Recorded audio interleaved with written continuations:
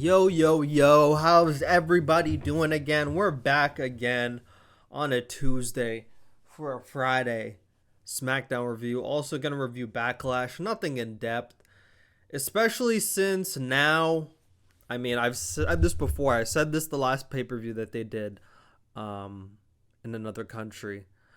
Whenever they have those like go home shows, like in Puerto Rico, where were they last time? Even like in Philly, even like for Mania, that go home show when it's like all three shows or all two shows are all going to be in like the place of the pay per view, bro. It's always like a nothing happening show. There's like nothing really happening on it. Like the best stuff on the show is like the backstage stuff with Nick Aldis, I feel, and LA Knight, my guy. But like in terms of like shows, I kind of feel like, especially when they go overseas, like, you're giving people like a 5 match pay-per-view, which we'll get to. I think it should be 6, but when you're giving people a 5 match pay-per-view, bro, I know like you still want to like build like the night before on Smackdown, but bro, just put people who aren't going to be on the card, even though like they did do that. I have to clarify, they did do that. And like now it's going to be different with like the roster splits because you can't bring everybody, but I'm sure they had like a banger after Smackdown match too. I'm pretty sure they probably had like something like dark match. What was the dark match? I should go fucking look it up. So after searching it up, the only dark match was the pre-show dark match, and it was Rey Mysterio versus Carlito. So that was about it. But like, yeah. So besides that, I kind of feel like they should just have on SmackDown should just be banger matches with people who aren't on the card. There's some good people on the card. I know they did some of those tonight. New Catch Republic, A-Town Down Under, but I kind of feel like, they could have went harder. And like, I'm fine with LA Knight having like these squash matches, like, just fucking get himself over. But like, if you want to really get someone over in this day and age, you have to put them against credible people. Like Cody was like a top babyface, beat Brock Lesnar. He beat like every top person. Hasn't beat Drew McIntyre yet, but then he beat Roman Reigns. People take him seriously after that. The reason why like people like Jey Uso, they can fucking pick him first on Raw all they want, and like the fans will love him, the fans will adore him all they want, but he hasn't gotten a big win. A big win over Jimmy Uso is nothing to be, nothing the fans cared about, and that match was dog shit anyway. But even if he beat him in a banger match, it wouldn't have been like, oh my god, he beat Jimmy Uso. Like, everybody beats fucking Jimmy Uso, so that wouldn't even matter. Like, for that, for example, like Jey Uso needs to get a win over like Gunther or like something in order for like fans to go like, okay, he's a top babyface, but he's always just gonna be in like that like spot. That's why certain babyfaces aren't gonna get taken seriously no matter how much you book them. Like, Sami Zayn got that win over Gunther. Granted, he wasn't even on his pay-per-view. He literally should have been. Like, there's 6 matches on this card, bro. You couldn't have done Sami Zayn, Bronson Reed on this card, like, or Sami Zayn, Chad Gable, Bronson Reed in a triple threat on this card. Like, there was enough time. I kind of feel like 5 matches, especially since it's not like TakeOver. Work with TakeOver because like every match was like 20 minutes. Every match was like 20 minutes, like banger after banger. Like main roster, like style is like a bit different. You're not gonna have like those 20-minute like long matches. It's not gonna be like that. So I kind of feel like they could do 6 matches because there's a lot of like space in between where they're just like showing that like bunch of shit. I'm like, another match could have went in here. Like the fans could have got to see more people. But like, obviously like, they fucking paid for it, so whatever. Yeah, whatever. Let's get into SmackDown. I'll get into Backlash later. So I have very small. This is probably the smallest notes I ever take for any SmackDown show is like whenever it's like the night before a pay per view because they don't really give a fuck. They're just kind of putting on a show. So Cody, AJ, Orton, and Kevin all arrived to the arena. Obviously, fucking completely different. And we have an 8-woman tag: Bayley, Naomi, Bianca. Okay, so something that was weird is Bayley and Naomi came out, and then Kabuki Warriors came out. And then after Kabuki Warriors came out, Bianca came out. I was like, what the fuck? No, it was Bayley, Naomi, Tiffany. Like, Tiffany wasn't even on their team. So Bailey and Naomi come out, then Tiffany from the other team comes out, and then Damage Control comes out, and then Bianca comes out, and Jade comes out. Like, I thought for team matches, call me crazy. I mean, like, they've done this like all of pro wrestling history. I thought all members of a team come out, and all members of the other team come out. What the fuck was that? Did anyone even bring that up? That shit was so weird to me. I was like, are we getting some sort of like triple threat or something? I was like, what the fuck's going on? It's some sort of battle royal, whatever. But you know, it was like a fun TV match. Ended with Bianca doing the KOD on Dakota Kai or Kairi Sane. I'm pretty sure it's Dakota Kai. Pinned her. Then we had A-Town Down Under talking shit before their match, and then like after commercial, Bianca's blabbing on, and then we have progressive match flow with Carmelo, and then shows him in the office with Nick Aldis. Nick Aldis like fucking gassing him up, you know, all that shit. Then Lashley comes in, says congrats to Melo, then says if he needs any advice, call him. Then Melo says, nah, I'm good. First round draft pick. In the ring with the WWE champion. I think I got this all figured out. I was like, what? I'm like, in the ring with the champ? Anyone could be in the ring with the champ. You lost. And then Bobby Lashley says, well, it's not about the shots you shoot. It's about making the shots count. And last week you lost. And then Carmelo like takes off his glasses. He's like kind of laughing. He says, when's the last time you shot your shot, Bobby? And then like he goes to walk away. Bobby Lashley puts his hand in front of him. And then Carmelo's kind of like, what the fuck? And then Bobby Lashley's all nice. You know, he's being sarcastically nice at this point. Kind of angry. He says, I'll give you some advice for free. Be careful who you disrespect around here. And Carmelo's like kind of like noted. And he like walks off. And then Bobby Lashley looks at Nick Aldis. And Nick Aldis kind of like, man, what was that, man? And then we have Newcastle Republic versus AOP. AOP won that match, whatever. Heyman in the office with Nick Aldis says, oh no, he was in the office with Nick Aldis. Nick Aldis said, request denied. I'm not going to pull Orton and KO out of the match. Heyman says, fine. It's not going to be under my contract anymore. It's going to be under yours for what happens to them. And then Nick Aldis says, all communication must go through Heyman. You're in charge, right? And then Paul Heyman accidentally slips and he says, I haven't spoken to Roman since Mania. And he's like, oh shit. And then Nick Aldis is like, wait, what'd you say? You said you haven't spoken to Roman Reigns since WrestleMania? And then Heyman's like, okay, yeah, whatever, I admit. And then he's like, it was not Roman Reigns that pulled out of the draft. It was me who pulled him out of the draft. Nick Aldis is like, this motherfucker. And then yeah, they go back and forth. He like has some I think he like threw items again. I didn't write that down. I don't even know why. But the thing I love about all these backstage segments, besides when the heels were going, is the fans clapped after every like backstage segment. Like good job for the nice acting. Like, you know, like it was so awesome. Like after this Heyman Nick Aldis segment, like the whole crowd just claps and they're cheering. And then, I remember what Nick Aldis said. He said, well, if you want to convince KO and Orton out of the match, well, you could go see them because they're having the RKO show up next. And then the fans start cheering and they're clapping. It's fucking awesome. Then they had the RKO show. Like, they're kind of blabbing. You know, Kevin Owens is in France, so he's speaking French. Heyman comes out, cuts a small promo as to why they should back out of the match. Orton's like, I don't trust you, you know, get in the ring, I gotta RKO you, all that stuff. And then they start bringing up who's his tribal chief. And then before he gets the chance to finish, Solo comes to the ring and jumps him. And then Tama comes in. They're fighting. Security pulls them apart. And that was the end of the segment. And then Profits cut a small promo on LA Knight. Wait, what did I write? No, holy shit, I got that backwards. Profits did not cut a promo on LA Knight. Profits cut a promo for their match. Cut a promo for their match. Yeah. Cut a promo for their match. And right after that, the camera goes back to the crowd. And all of a sudden you hear LA Knight. and he gets a fucking Stone Cold Steve Austin fucking pop. Like, no bullshit, bro. They went crazy. Actually, maybe Stone Cold's probably a bit bigger, which is actually crazy. But he comes out, bro, literally walking. He's looking, he's walking, blabbing, literally like Stone Cold and The Rock used to do. I'm not one of those people that make that comparison, like, oh my god, you copied them, but like, have to point that out at least. Yeah, he came out, fucking massive ovation.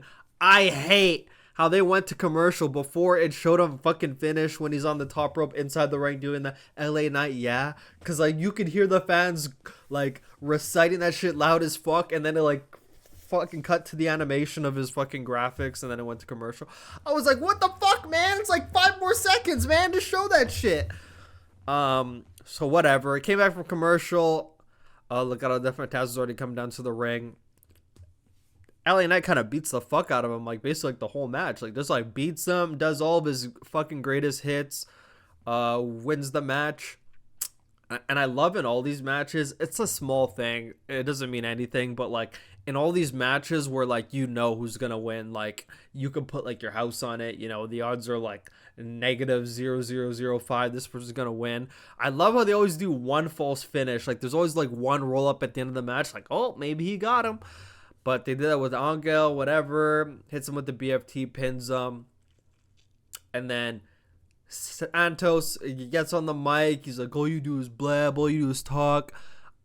No, actually, LA Knight cut his promo first. He was like fucking talking, saying all that shit. Then he says he declares for the King of the Ring. Then Santos gets a mic, says all you do is talk. He also declares for the King of the Ring. And then LA Knight takes the mic back, does some shit. Oh, whatever. I can't even mimic what he said. He said some stupid shit. And it's always situations like this, like small situations like this, where I'm like, these are the moments that will, like, literally define LA Knight being, like, a big, big star. As if in situations like this, when Santos just cuts that promo, are you going to be able to, like, just take the mic back and, like, just, like, say something quick and, like, hilarious that's literally gonna make, like, the fans pop, like, but, like, he always says, like, this, like, shit that's kind of mild, but then, like, says his catchphrase after and, like, whatever, the fans cheer. But, like, he needs to get better at, like, those, like, quick jabs. Like, even Triple H, who's, like, a heel his whole career, he was so good at, like, those, like, quick insults. He was so great at it. It was so awesome. But yeah, he, like, talks shit, all that stuff. My favorite segment on the show, LA Knight, the vibes, big pop. And then Carlito's backstage doing his interview on why he attacked Ray, says exactly what we were thinking. Like, when I came back, I wanted to have another WrestleMania moment, and I thought I was gonna get it when Rey Mysterio challenged LWO. I was in the ring. I for sure thought he was going to pick me. And then he picked Dragon Lee, who's literally been in the group for 5 minutes. So I did what I had to do. And then he attacked Dragon Lee. So yeah, that was his excuse. Like, made perfect sense to me. Don't know how he's a heel, Makes perfect sense. I was thinking it too. I was like, Carlito's literally standing right there. And Ray's like, and Dragon Lee. Carlito's like, what the fuck? Like, huh? Like, I was thinking the same thing. And then Dragon Lee attacked him after his interview. So, yeah, Dragon Lee attacked him. And then, a bunch of officials broke it up. Don't know how. And then 8-Town Down Under versus the Street Profits. They retain that match. Just a TV match. Fun match, whatever. And then Cody Rhodes, AJ Styles. So these are the things I'm talking about that I feel like don't even need to be on the show. Like, you could just put another, like, banger match there. Like, you could put Carmelo Hayes on this show. Like, easy. Like, put him in a good match against, like, somebody on the roster. Like, there has to be, like, some beatable person on the roster. Like, have a good match with. Like, anybody. Like, that'll get him some street cred. He's in, like, the main event too. Like, I get the fact that they're building, like, this match, but this could have been, like, at the beginning of the show or something. Like, this could have been after, like, the 8-woman tag. Like, I don't think Grayson Waller and, like, Street Profits had to have those backstage promos and all that shit. But, yeah, it was just, like, face to face. They just said some shit. It was a bit better than their contract signing, but that contract signing was fucking useless. But like this was like a bit better because like the fans made it better, but like didn't even have to be there. And then like whatever, and then AJ Styles just slapped Cody Rhodes in the face, and that was like that. And then the post show brawl, Sikoa and Tonga are fighting Owens and Orton with security backstage trying to intervene, and that's how the show goes off. So there was AOP Pete Dunne, the Street Profits match, the LA Knight match, and like the 8-woman tag match. I kind of feel like they could have had another banger deal. Like they could have put Carmelo Hayes on the show, like get him over in a match against somebody, you know? Like I feel like they could have had something like that. And so getting into this pay-per-view, Backlash France, and I mean, everybody's already talking about it. I just have to reiterate it, bro. This was literally probably the best crowd of all time that I've ever seen personally. Like this was literally the best crowd I've ever seen. Like if you want to talk about making a show better than it actually is and like keeping the energy from the first match to like the last match, sometimes you hear crazy crowds in the first match and then they kind of burn them out for like all the matches going on later. But like, dude, they kept the same energy the whole time. It was almost as loud in the last match. I'm pretty sure it was actually than it was in the first match. You know, like I'm on my knees in debt to Leon France for making this a way bigger spectacle. Like they were just phenomenal. Like you put this Backlash show on any city in America and we're probably viewing it as like a half decent show, but like the fans understood the assignment. And like, bro, if they don't come back here for a Royal Rumble, Money in the Bank, like imagine they do a Royale Rumble, you know, like the French accent did like a Royale Rumble in like France, like at like the Parc des Princes, like fucking PSG's fucking stadium, like some shit like that. Like that could go hard, bro. That could go hard. A Royal Rumble with this audience, bro, would probably be like the best Royal Rumble of all time. I can't even lie. Like they understood the assignment. They boo the heels. They cheer the baby faces. Like they don't stray in between. Like this is literally like the best crowd. This is literally the best crowd. And like, bro, they deserve a Royal Rumble or a Mania. They're not gonna get Mania because Mania's in Las Vegas, and Nick Khan already said like the Big Four is gonna like stay in Canada, America, like North America. But bro, give these guys a Royal Rumble, bro. Holy shit, it would literally be like the best shit ever. Like a Royal Rumble in France, bro. I'm convinced would literally be, and think of all the good Royal Rumbles that we had in the past. It would literally be the best Royal Rumble of all time. In France, like you literally can't convince me otherwise. Like they were great on Smackdown all show, even for that nothing happening Cody Rhodes AJ Styles face to face. Like if that's in America, like the fans are on their fucking feet, like, you know, like the fans are on their hands. They're just like fucking sitting there existing. But like, dude, they made it special. This, like, nothing more to say. This crowd was literally phenomenal. So like the Bloodline defeated Kevin Owens, Randy Orton, 19-minute match, banger, you know, awesome match, you know, good match. I'm not saying anything crazy, but like, yeah, it was even better how like they started fighting before the match, and then Nick Aldis comes out, is like, we can't have this. So as like the French say, la chevaux or whatever you said, and the fans went crazy because this is now going to be a street fight.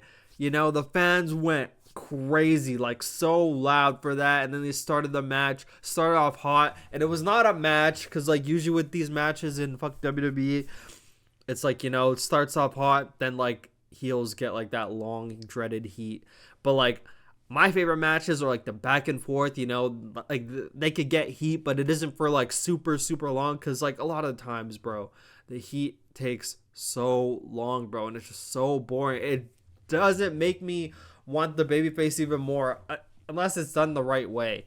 And there's a couple examples on it being done the right way. One time, I'll say real quick, I went to a live show in Edmonton. It was the Revival against Chad Gable and Bobby Roode, yeah. And they had the heat on fucking Chad Gable, I swear to God, for like 10 fucking minutes, if not more. It literally felt like 20. But like obviously, like whenever I watch these wrestling matches, like they feel like so long, but it's only been like 10 minutes. But he had the heat on Chad Gable for 10 minutes. Chad Gable is constantly trying to get that hot tag, but they kept pulling him off, or they're intercepting, like. And then, this was like a live show in Edmonton, by the way. Like, a live show, a house show, And then he got the tag on Bobby Roode. And granted, the only, like, shows I've been in are shows in Calgary and Edmonton.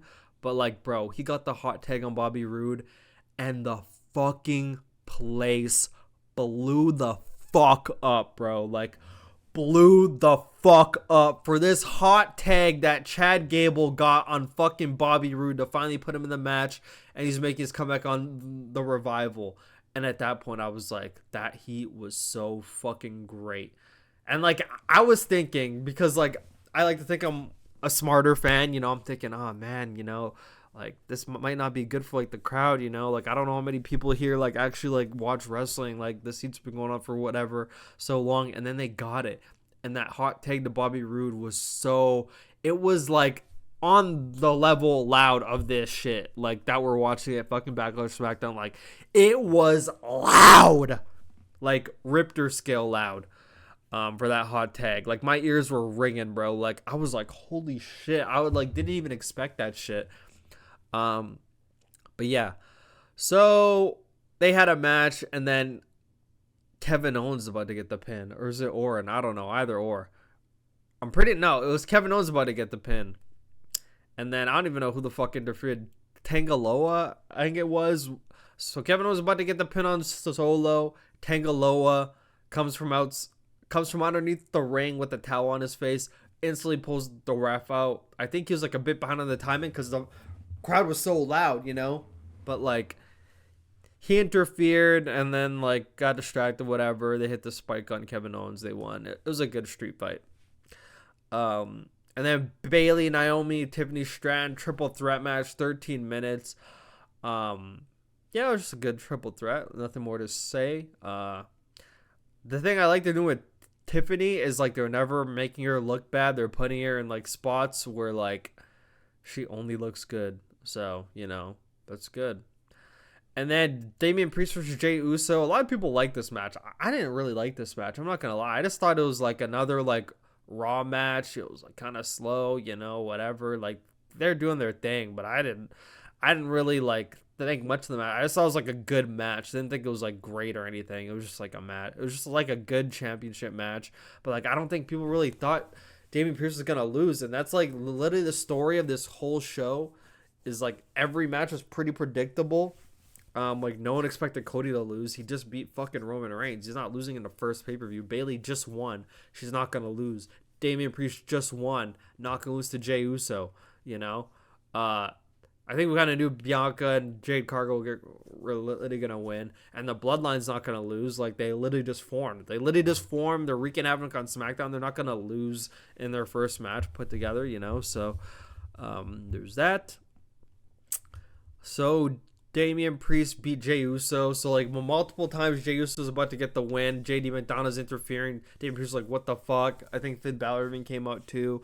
So Jey Uso handled those people, came back in the ring, got South in Heaven choke slammed for the pinfall. So he got a lot of like, oh, he was about to win, but they interfered. And I was like, whatever. That match was whatever. Bianca, Jade, Kabuki Warriors, 17 minutes for this match. I thought there's portions of it that were good. I just can't get over how like green Jade still is. Like, bro, she's had like personal training in AEW, like probably one-on-one training, like people like Daniel Bryan and shit. Now she comes to WWE and they keep her off TV for months and months, has more probably hand-on-hand training with like fucking top people. It's not like she's getting trained by a bunch of noobs, like she's training every day at the PC. And like I'm just like not really seeing any crazy improvements. I don't know. Like it's not doing it for me. There's a lot of sloppy points in this match. It's not doing it for me. I don't know at the moment. It's not doing it for me. Like if she could end up being even half as good as Charlotte, like she'll be a success. Like her look and her character and like just her presence alone could carry like 80% of it. But when that bell rings, bro, people have to care, bro. Like people have to care, unless you're like fucking Goldberg. But like she's not really even Goldberg, not really like a good, I can't even see, not even a good Goldberg. But like I don't know, it's just not doing it for me at the moment.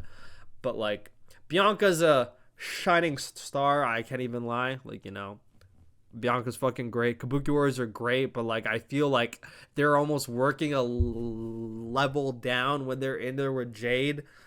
I kind of feel that's how it is. Like I felt like that was the same way with Ilya and Trick. I could like tell like Ilya is doing an Ilya match and like Trick's got to keep up with it, but like Trick's green as well, you know. And that's also with Jade Cargill. Like missing a lot of like just like I don't know, just a bunch of shit that does not look good, you know. And even like her facials, a big thing with like new people, like green people, is even like their facials. Like when you're watching on TV, like you're watching like them in the ring, you know, and like facials tell such a big story. Even when you're being in a hold, like not even like an actual submission hold, but even when you're in a suplex, like what's the expression on your face? Like, are you hurting? You know, are you feeling it? Do you look like you're in the moment, or do I see the look on your TV? Do I see the look on your face through the TV like it looks like you're going through the motions? Like I can see you thinking, you know? Is it like that? And that's kind of how it fucking feels sometimes. And like that's the stuff that like takes you out of it if you're trying to suspend your disbelief watching wrestling, is like when they look like they're not in the moment, you know? When they look like they're not in the match, you know? You know what I mean? Yeah, so Jade Cargill, Bianca won. Kabuki Warriors on Raw. So now Bianca finally beat her demons, and she's done with the Kabuki Warriors. And Cody Rhodes defeated AJ Styles. 27-minute world championship match. A WWE World Heavyweight Championship match is what this was. You know, just a long, like a better version of like the long matches that Roman Reigns did. And like the last like 10 minutes where they're doing their back and forth stuff was great. Cody Rhodes won. The fans liked it, and the show went off the air with that long match. So that was good. I didn't think it was like crazy good or whatever, but I thought it was like really good. Does that make sense? I don't know.